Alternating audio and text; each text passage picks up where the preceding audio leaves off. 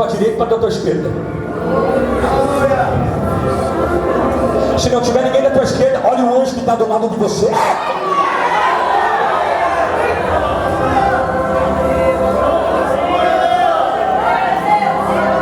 Diga para o teu irmão: o céu que você vai, eu também vou.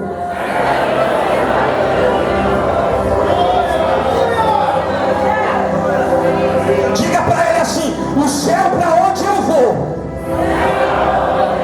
não é da boca da onça, não, mas é da promessa de Deus.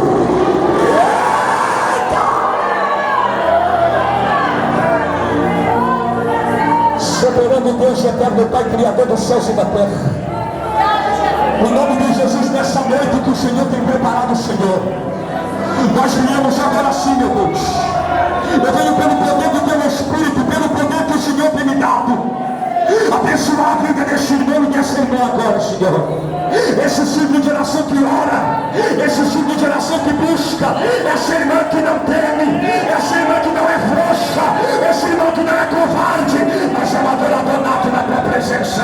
Deus Espírito Santo, o Senhor não despede ninguém com as suas mãos vazias.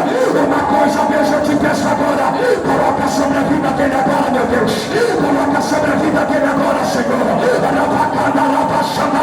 Vai abençoando agora essa vida, vai abençoando esse irmão, vai abençoando essa irmã, meu Deus.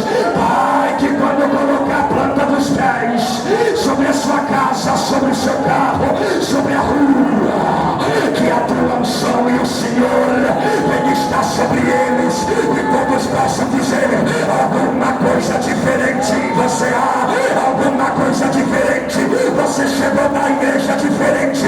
O que é isso? É a presença do Senhor, é a presença de Deus na tua vida. Começa agora a agradecer a Deus porque Ele tem feito. Senhor, eu abençoo também, meu Deus, quem está na rua agora, passando por este lugar, eu vos abençoo em nome de Jesus, porque o Senhor é Deus que arreprende todo ânsia, o Senhor é Deus que arreprende toda enfermidade, o Senhor é aquele que chama